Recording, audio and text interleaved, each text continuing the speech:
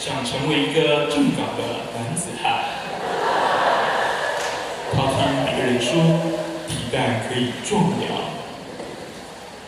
所以就拿最厉害的皮蛋抹在人身上。小树叶，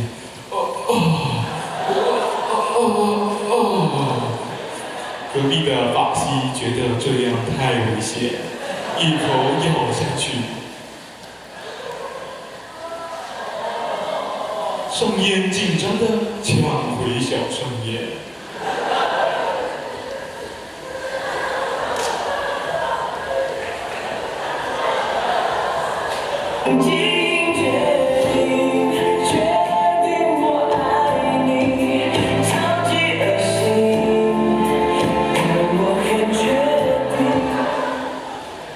宗麟是个上进的同学，想要赶紧在老师进来之前把早餐吃完。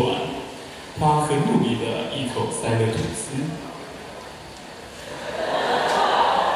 又灌了一口豆浆。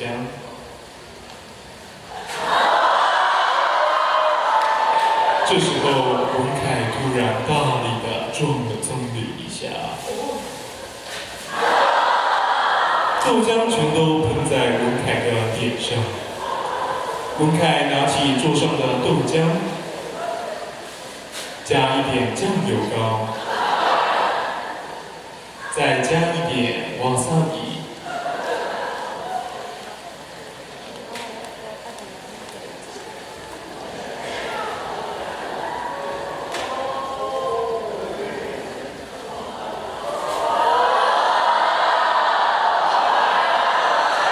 喝了一口，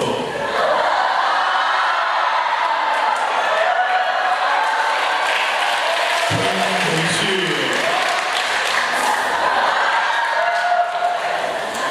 隔壁的法西很想加入，他把八宝粥倒到碗里，加很多豆浆，再加美乃滋。拿出他自己的袜子，丢进去，用手搅一搅，喝了一口。上烟想喝法西的口水，立刻抢了过来，享受地舔了舔杯缘，喝了一口。把充满了法西味的袜子捞出来，擦在自己的脸上。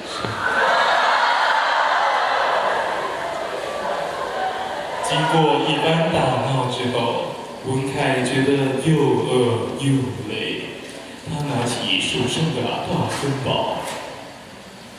大口咬着，挤很多番茄酱。芥末酱，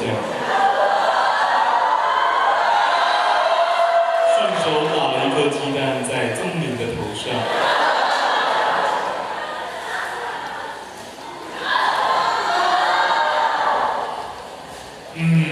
好好吃啊！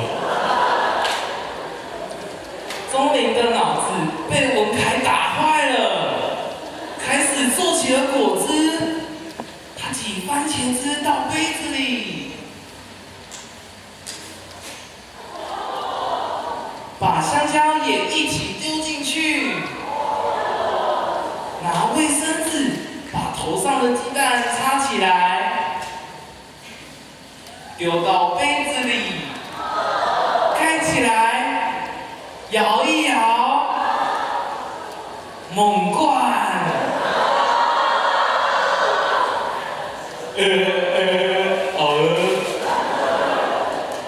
宗麟转头亲了文凯的脖子，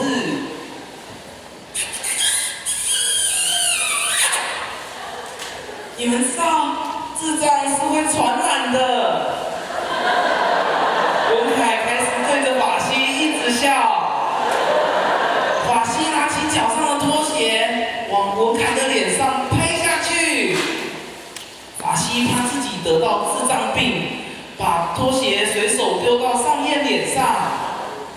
上眼抽搐了一下，就变成智障了。他开始挤了很多瓦萨比在舌头上，狂甩法西的嘴唇。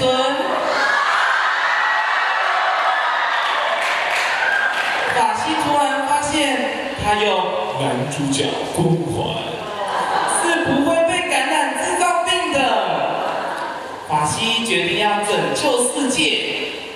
他喝了一口豆浆，把文凯的头抓起来，喷在他的脸上，再抓一点花生粉，撒在文凯脸上，开始做法。我要变猪血糕，我要变猪血糕，我要变猪血糕。文凯就变成一块猪血糕了。他开始疯狂地啃食桌上的香菜。法西一紧张，拿起桌上的番茄就往文凯嘴巴塞。他用力的一咬，就变为原本的文凯了。原来番茄就是解药。法西跟文凯一把抓起桌上的番茄，就往钟灵跟上燕的脸上砸。恢复正常的他们，终于发现自己好像真的太脏了，这样等等没办法上课啊！开始洗头喽。